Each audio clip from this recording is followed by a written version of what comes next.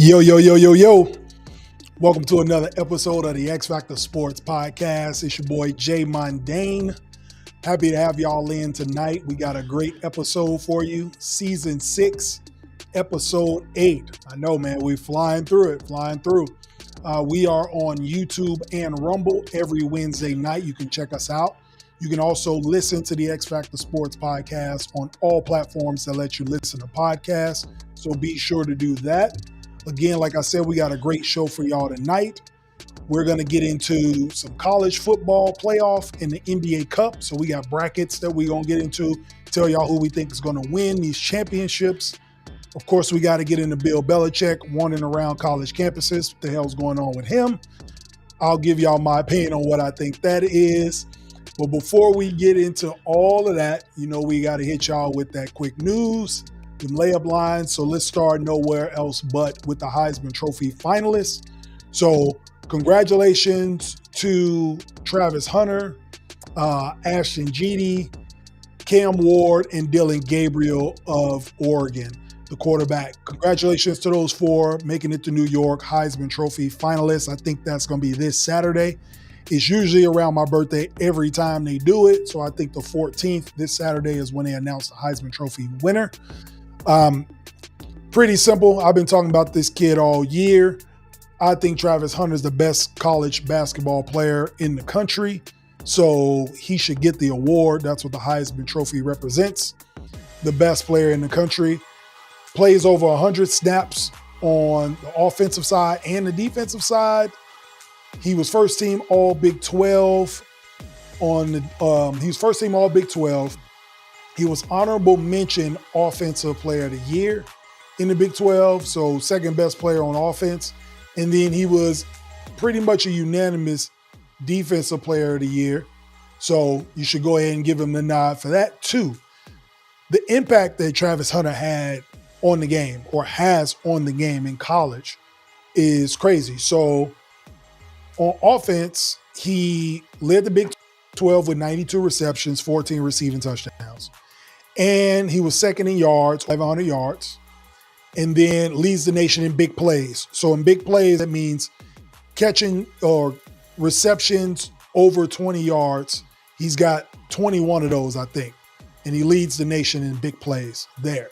Then on the defensive side of the ball, he is the best defensive player in the Big 12. So with all of that going on, you have to make him the Heisman Trophy winner. We haven't seen anything like this probably ever. For all of my older audience, they remember Charles Woodson at Michigan. He played some wide receiver snaps, but he was mainly a cornerback, best cornerback in the country. And so it only makes sense what Travis Hunter is doing. 100 plays every week, stayed healthy, helped this team get a bowl game after last season. He deserves it. And that's what I said earlier in the season, is Travis Hunter should win the Heisman Trophy if Colorado continues to win games. And so they have, so you got to give it to him. Any other year, Ashton Jeanty, running back from Boise State, would get it. From me, they would get my vote. But when you play in the same time as a Travis Hunter, it's just hard to give it to you. So on the NFL, quick news. What did we learn from last week in week 14? If you had a fantasy football team, you might be done because the playoffs about to start. So sorry for you. I think I'm in the playoffs in all 4 of my leagues. So that's good. We'll see what happens with those. I think I really got a legit shot to win the championship in at least 2 of them. But I'm in playoffs in all 4. That's a big boost, upgrade from last year when I didn't make the playoffs in any of the leagues, to turn around and make it in 4. So that's cool. But what did we learn from the NFL last week? We had the top 2 teams in the NFL, Detroit Lions, Kansas City Chiefs, play nail biters. The Chiefs probably don't got fingernails no more because all their games is nail biters anyway. But I'm going to start with Detroit on Thursday against Green Bay. Going for it on 4th and 1. The whole country went crazy. Dan Campbell's arrogant. He did this, he did that. I wish they would have went for the field goal, or I wish they would have messed up the play. I personally like the call. And this is why I like the call. Dan Campbell is not only sending a message to his team, he's sending a message to Green Bay that we're better than you. We're going to beat you the way we play football. I don't think it had anything to do with being afraid of Jordan Love getting the ball back. It's a 4th-and-1 situation. The way they're thinking is if we muff this up, it's still a tie game. We don't lose anything. They get the ball back. It's still tied. It's not like it's a game winner, like we down 3 and we going for it on 4th-and-1. It's tied. So I understand the thinking. His players believed in the call, and he's doing it for his locker room. He doesn't care what we think on the outside. His players love playing for him, and that just shows you how hard they play to execute. His defense was banged up, so he didn't want them on the field. He even said it in the presser. I told the guys, this is how I want to win. This is how I want to play this game. We're going to be aggressive, and we're going to give our defense some breaks when we can, and this was the time to seal the game because it was 4th-and-1, but Green Bay still had a timeout. You get it on 4th-and-1, they have to burn their timeout. You're closer to the field goal. You kick it, it goes in. Shout out to Jared Goff. He slipped, still was able to get the ball off and get the first down to David Montgomery to hand off. So congrats to them. I know it's a big but what if, but same time, the team that's trying to build a culture and trying to build a winning attitude for a franchise that's never won, I got to tip the cap to them. It's a gutsy move. The team was fighting for it. The team rallied around it, and they made it happen. So congrats to them on doing that. The other nail biter, the Chiefs, like I said, they've been winning all these games this year. All their games have looked like this, whether they blocking field goals or doinking field goals in. All their games have been close. They win another close one against the Chargers, win their 9th straight AFC West title, so congrats to them. Check one of the boxes off. You know they're in the playoffs. And with Buffalo slipping in a shootout against the Rams, this kind of gives them a little more cushion at the 1 seed.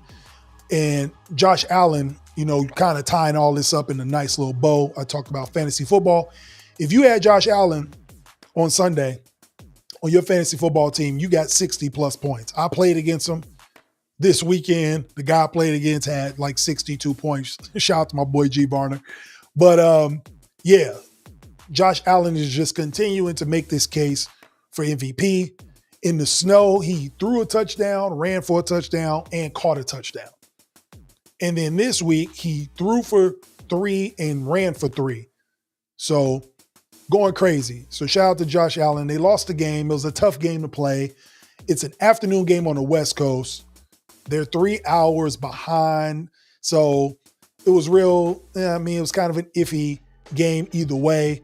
The Rams kind of play up to the level. You always got to give respect to Sean McVay and that team when they're healthy, when they got the offensive weapons. Matthew Stafford is going to show up. If you invite him to a shootout, he's bringing the revolver. So shout out to them for winning that game. All right.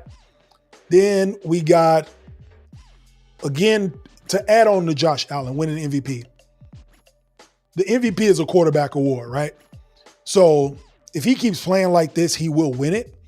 I think Saquon Barkley has a shot because if he breaks Eric Dickerson's record, if history's being made, the running back, the wide receiver, whoever is breaking a record should get the nod for MVP, especially if his team is winning football games like the Eagles are.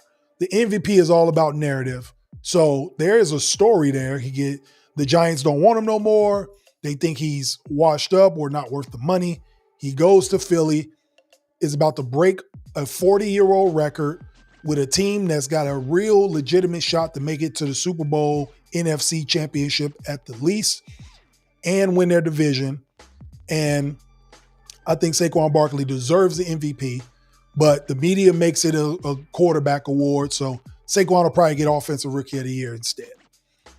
Then the last thing in the NFL, the Dolphins actually have a chance to sneak into the playoffs. Did y'all see that coming?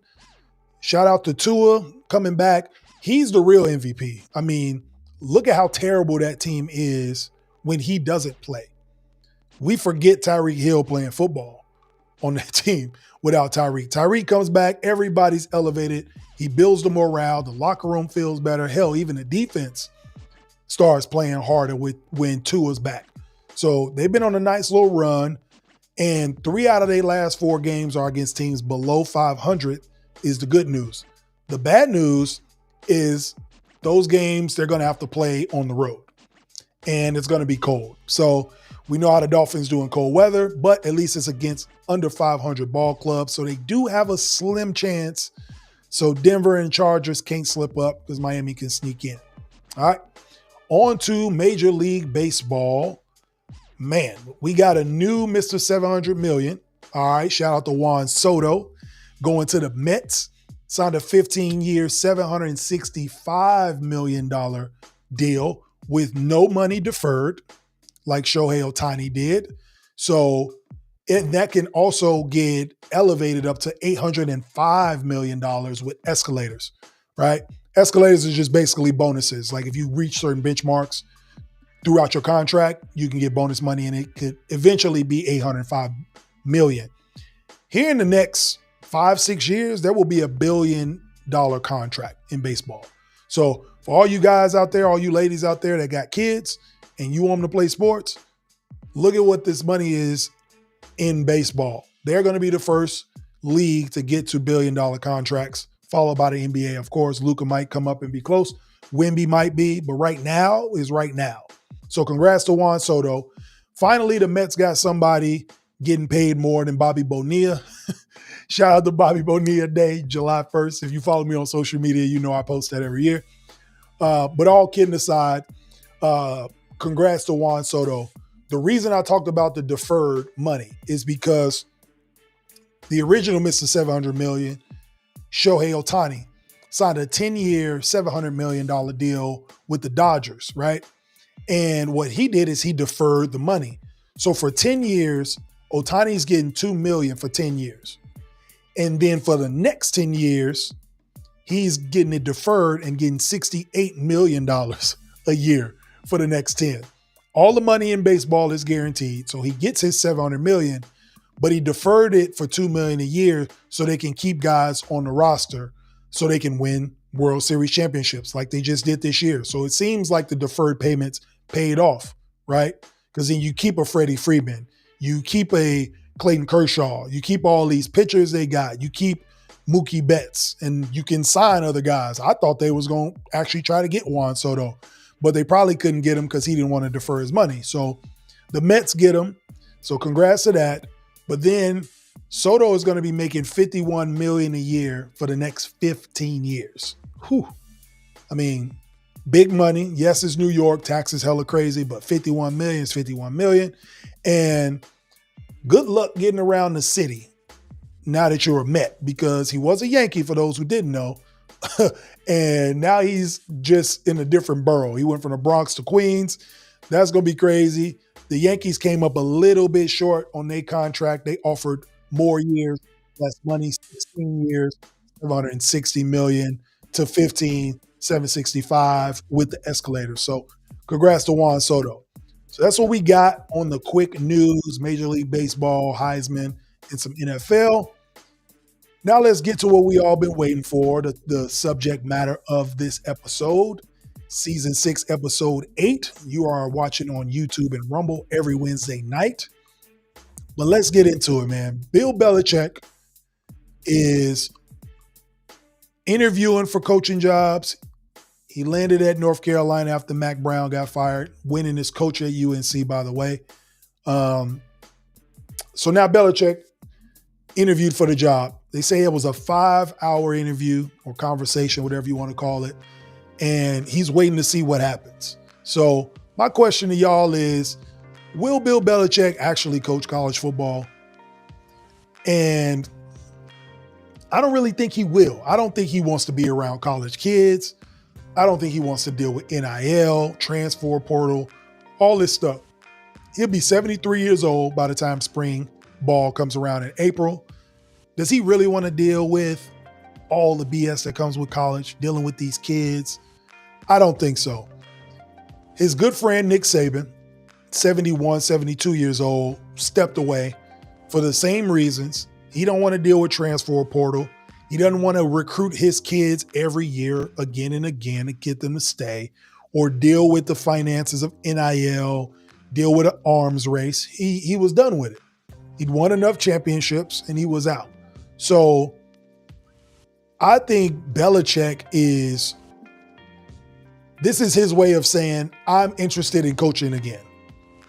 And because of where we are in the NFL season, there aren't really any interviewing jobs right now, right? Because we're right in the thick of it. So some coaches got fired. There's some interim spots, but no franchise is interviewing. In the college landscape, their regular season is over and some of these teams are done playing, and now they're open to interviewing. So Belichick I think he just raised his hand. This is a chess move. He's basically saying, I'm still interested and I love the game so much, I'll even take college interviews. That's what I think this is. I'm not saying it's a ploy, but I really don't see Bill Belichick dealing with NIL and transfer portal. I think this is just his way of saying, I'm active and I want y'all to know that I'm actively interviewing and I want to get back to coaching football. So when it gets to NFL, there are going to be coaching jobs available.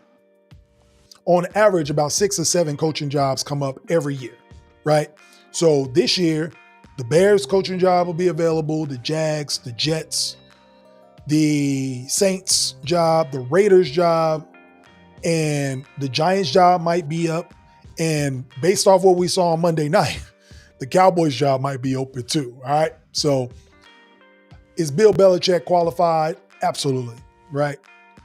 6 Super Bowl titles as a head coach, got 2 more as an assistant with Bill Parcells in New York.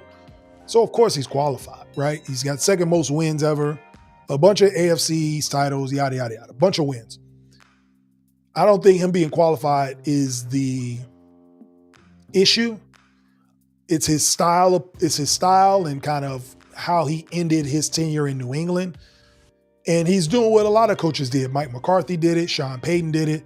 You take a year off, get into broadcasting, stay relevant, have people eyes on you, still talk football, and then you try to get back in the next season. So I think that's what will happen. Like I said, out of those 6 or 7 teams, a bunch of different scenarios that he can get into.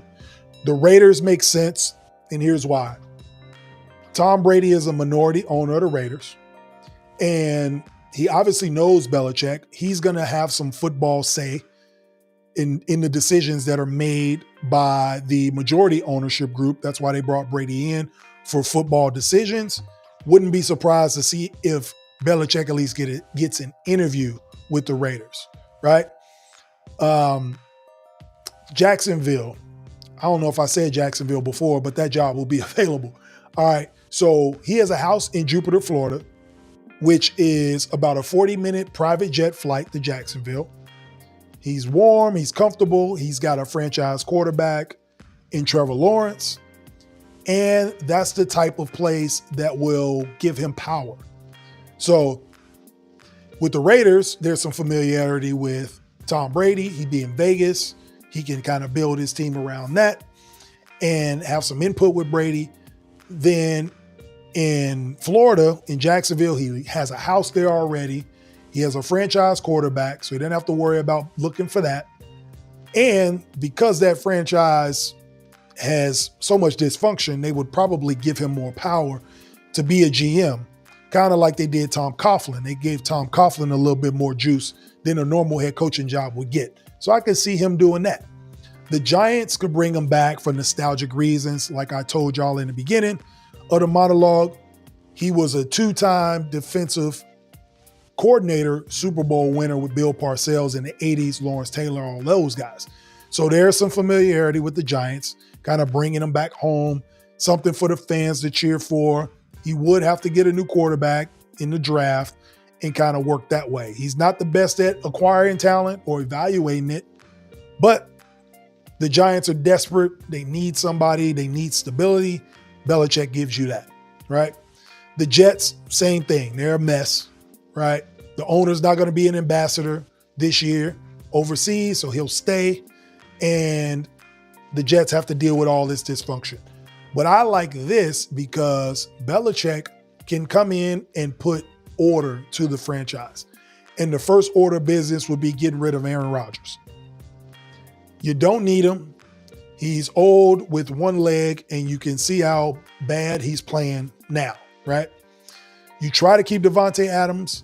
I don't know if you can, but you have a great defense or a good defense that you can turn great like you've done so many years in New England.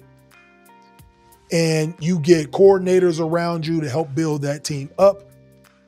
So I think that works. Also, a side note, Mac Jones is over in Jacksonville too. I'm going to double back on Jacksonville. You got Mac Jones there too. Some more familiarity. All right, now let's roll back to the Jets. I just missed that point, so I wanted to throw that out there too. But with the Jets, like I said, stability, he can kind of calm the room down, be an adult, make the decisions the owners are too scared to make. Aaron Rodgers, you're not in control of the franchise. You're out. Belichick runs the show, right?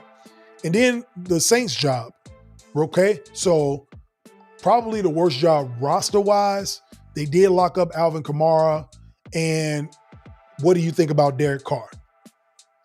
Does Belichick stay with a veteran quarterback, or do you try to get one in free agency, or do you draft one? They're in a winnable division. The NFC South is always bad. You bring Belichick into a division that ain't the greatest, like you did when he was in New England, and he can shake things up and run that. So plenty of options for Belichick. Like I said, I think those job openings will be there.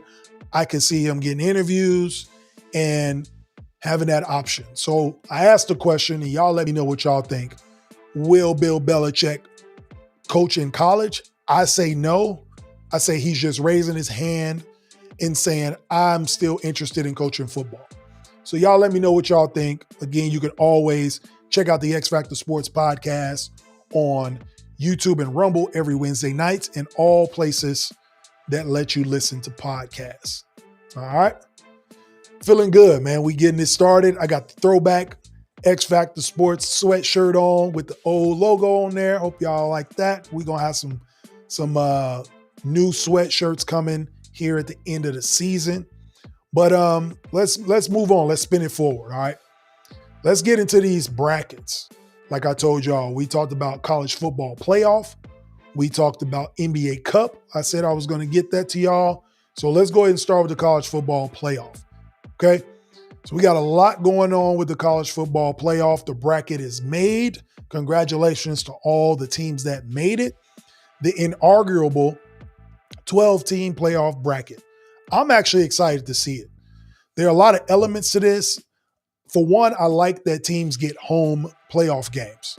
That's pretty cool. College football, I never thought I'd see the day where a team will get to play a college playoff game at home in a home stadium. I'm a BCS kid, right? I grew up in the BCS National Championship where it's the votes and all that, right? That's what I grew up watching. So never in 1,000 years that I think I would ever see Texas playing in a home football game, or Penn State. So it's kind of cool.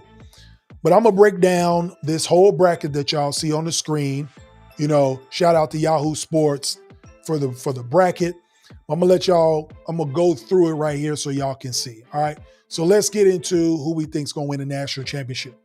Starting with the Indiana Notre Dame game. All right. We got a battle in Indiana, and I don't think there's really any home field advantage here. Right. So Bloomington is about 2.5 hours away from South Bend. Right. They'll probably get on the bus.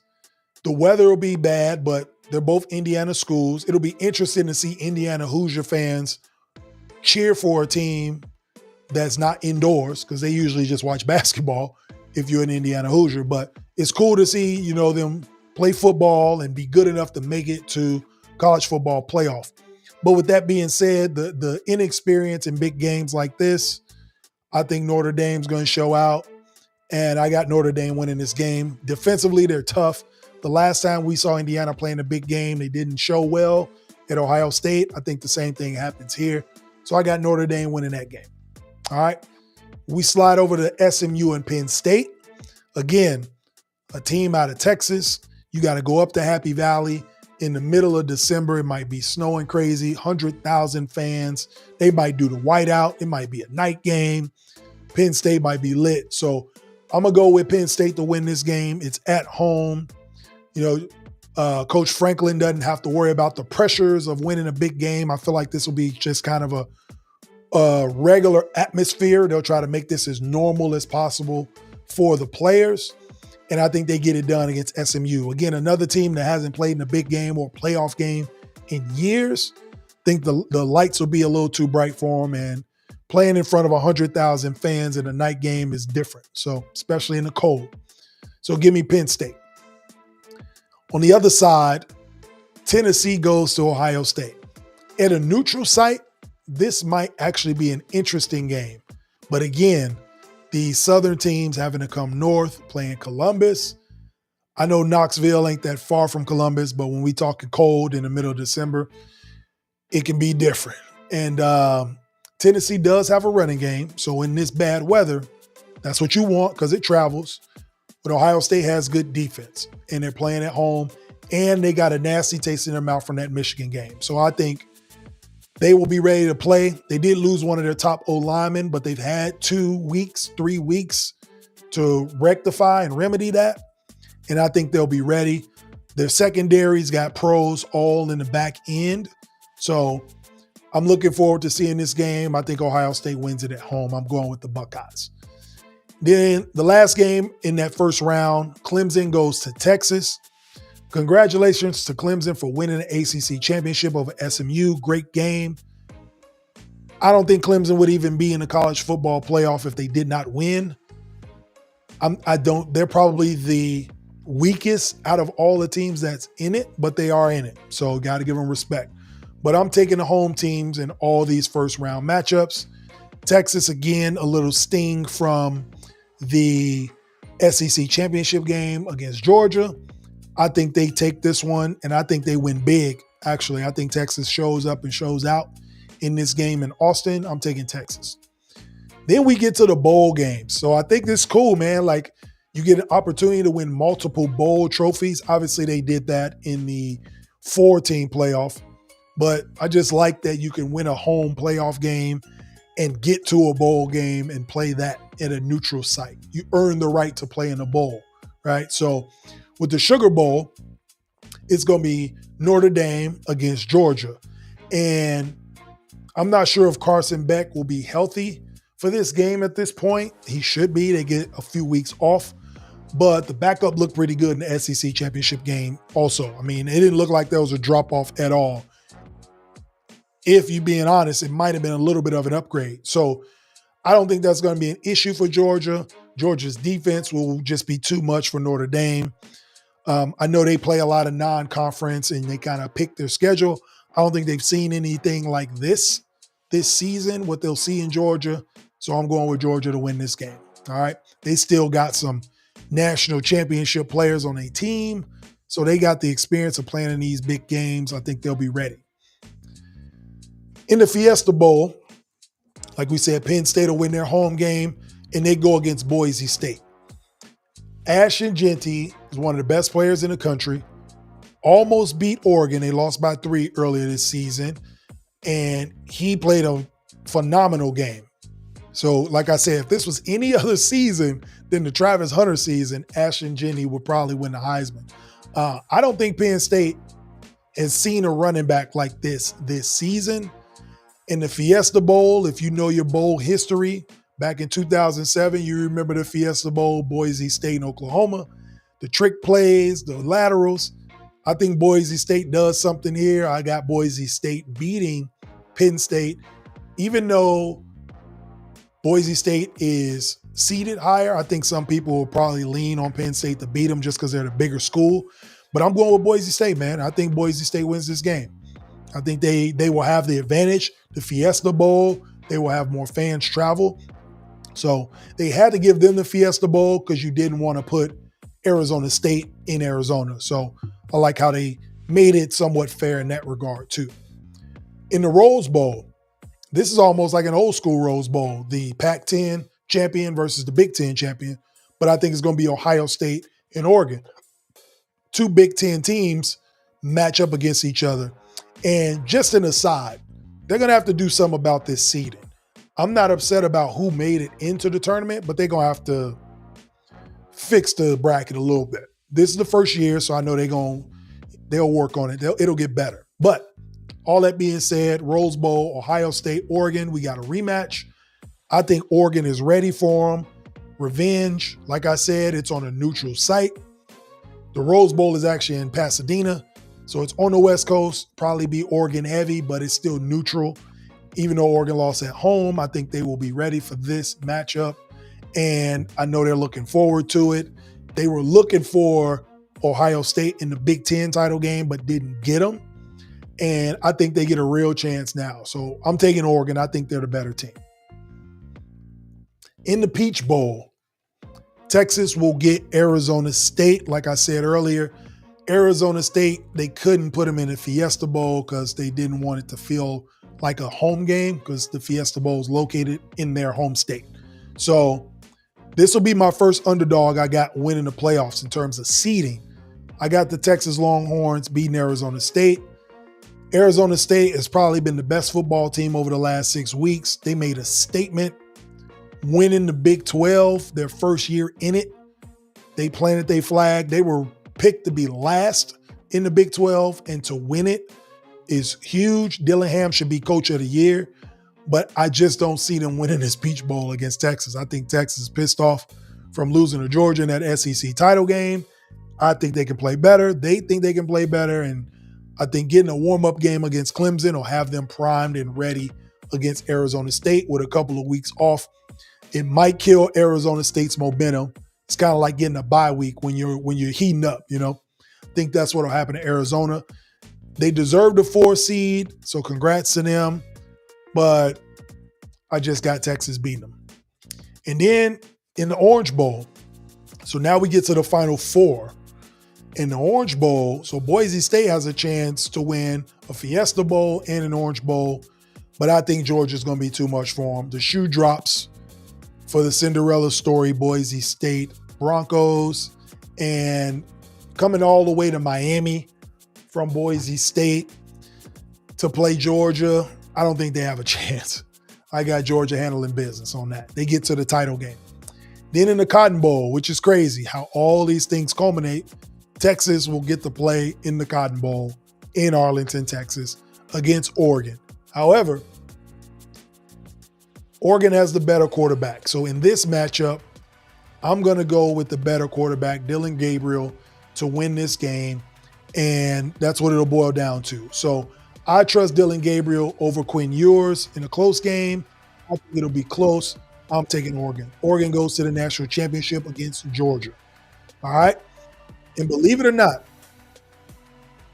in this national championship matchup that I'm predicting, Oregon is the better team than Georgia in points for, points against, and rushing yards per game. You would not think you would hear that about an SEC team, Georgia, but Oregon's better in those categories. They obviously have the better quarterback. It's a tournament-style setting, so one-game elimination. You got to go with the best QB, and I feel like Dillon Gabriel is the best QB in the college football playoff. So got to go with them. With that said, your Oregon Ducks, I think, will finally get a national championship. They've been trying to get one for years. They try to get one with all different types of coaches, with the crazy offensive schemes they had. I think they finally get one, and I'm taking Oregon over the Georgia Bulldogs. So there you have it. That's my college football playoff predictions. Before the games start, we will follow along as the season goes for the X-Factor Sportz Podcast, and as the college football playoff continues. We will be out of season during the national championship, but you better believe when season 7 comes back, we will talk about who won. All right? So yeah, college football playoff, man, that's what it is. Y'all let me know what y'all think. If I got it wrong, if I got it right, you like the picks, you like the takes, be sure to like, share, and subscribe on YouTube to the X-Factor Sportz Podcast, where you can get all episodes all the way back to season 1. Okay? Now let's pivot over to the NBA. The NBA Cup is going on right now, and they played some games yesterday. So let's go ahead and get cracking on that. So the bracket I got for that is here. This is before it gets filled out. We know Milwaukee won yesterday over Orlando. OKC Dallas went crazy yesterday. OKC hit a bunch of threes. But I'm going to talk about who I think will win the NBA Cup and who it matters to the most too, right? Quarterfinals started last night and tonight. Semifinals will be Saturday, the 14th, and then the finals will be on Tuesday, the 17th. So when we get back next week, we'll talk about the winner of the NBA Cup. But here's the brackets. Thanks to Bleacher Report, we got the bracket for the NBA Cup for y'all. With this NBA Cup, I liked Orlando in this spot without Paolo Banchero. They played hard. They're young. But I feel like Milwaukee's playing for more. I think this is kind of giving them a kickstart to the rest of their season. This may be motivating, get them in a kind of playoff win or go home kind of mentality after having such a slow start to the season in November. So they got a shot to win it. The Houston Rockets in the West, I actually like them. I got them favored to win tonight against Golden State. I think they are favored to win, actually.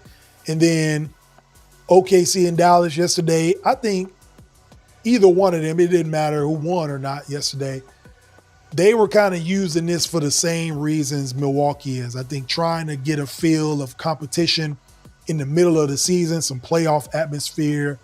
And obviously everybody wants to win. There's money on the line, but I feel like these veteran teams are trying to tune up and get some good basketball out of it. But the younger teams, the Houstons and the Orlandos are really playing to win, right? They want to win it. So the team I think that's going to win this NBA Cup is the Knicks, right? The Knicks are playing right now. I think that they're actually going to win this NBA Cup because of the format. Again, it's a one-and-done scenario. I think Tibbs will have them playing hard. I like the way Karl Anthony Towns has been playing this year. He done found some toughness going back home to New York. So maybe he don't want them fans going crazy on him. It's a little quieter in Minnesota. So you can be to yourself. You got to kind of have tough skin in New York, but he's showing it. He's playing hard. You got to give him props when props due. He'll probably be an all-star this year. So I think the Knicks can actually win this NBA Cup. And I don't see why they wouldn't. They're better than Milwaukee. Whoever they play on the West, they got a shot to beat them. When you got Jalen Brunson, who I think is going to be the NBA Cup MVP, by the way, you got a chance to beat anybody. And so this will be kind of their litmus test of where we are mid-season with these new additions to the team. We can see how kind of where we are. And they can use this kind of like the Lakers did last year, be a jump start. Hooray, we got a banner. We can put a banner up in the rafters in Madison Square Garden. We haven't been able to put a banner up here since 1973. So we can finally put a banner up. The Knicks can say we won something. So maybe they'll get that opportunity to do that, right? That's what I think. So I got the Knicks winning the NBA Cup, man. All right. So yeah, man. Again, as always, thank you guys for tuning in to the X-Factor Sportz Podcast on YouTube and Rumble. And before we get out of here, we will get into the 2-minute warning. And with this 2-minute, we're going to talk about accountability, right? Who are you when no one is watching? Very important thing. You know, I grew up playing sports, grew up the youngest of 5 boys, having older brothers, older cousins. You know, in the first cousin kind of generation, I'm the youngest one. So there was always a sense of accountability. If I didn't do something I was supposed to do, I got reprimanded for it or got told about it. Somebody told me about myself. So there's always a sense of accountability. And then with sports, that obviously comes into play. I've been a captain of teams all the way up through playing in the ABA, minor league basketball. And the one thing that the guys looked to me for was leadership and accountability and who I am when nobody's watching, right? And so you got to take that into account. You know, if you have children, you know, if you're in a workplace, you know, if you're around people that are following your lead, who are you when they're not around? You know, what's your character like? Are you holding yourself accountable? You know, are you doing the things you need to do to be successful? So I've always taken that into consideration. doing the right things. Even when I've messed up, I try to fix the things that I messed up. If I told somebody a lie to their face, I need to look them in the eye and apologize for and let them know, hey, I went about this the wrong way. I want a clean slate. Shouldn't have done it. I did it for these reasons, X, Y, Z. Even if it's behind closed doors or out in the open, you got to be man or woman enough to kind of accept those consequences for your mistakes and do the right things, even when nobody's around. I heard somebody once say that the best compliment you can have is somebody that talks good about you when you're not in the room. So that's what I'm going to leave you with. Think about that. Who you are when nobody's watching. But think about, how are you perceived or talked about when you're not there? Before you come into a room and when you leave the room. Are people talking about you in a good light? Right? All right, man. I appreciate y'all for tuning in tonight. The X-Factor Sportz Podcast, Season 6, Episode 8. I know I got on the throwback gear today, but if you want some of the new gear, you better get it. Scan the QR code, go to the xfactorsportstore.com and place your order. Pre-order your sweatshirts, your t-shirts, all sizes, hats too. I got a fresh cut, so I didn't wear a hat today, but I got them in black and gray, the snapbacks. January 8th. The season finale of the X-Factor Sportz Podcast. Yes, I will be performing live in front of a real audience January 8th, 7 p.m. at Bogey's Windy City Pub in Leawood, Kansas. Come and check me out. It's going to be a great show. We're going to be giving away merchandise. We're going to have fun with the audience, interaction. We're going to get into some sports. We're going to have debates. We're going to have loud sounds in the background. We're going to have a good time. So hopefully y'all can make it, but if not, you can still catch it on YouTube and Rumble. I appreciate y'all for tuning in tonight to the X-Factor Sportz Podcast, Season 6, Episode 8. It's your boy Jay Mondane signing out. We will be in a different location next week, so it's going to look a little different. We're going to do this Episode 9 on the road, so I hope y'all tune in. This is Jay Mondane signing out. Peace.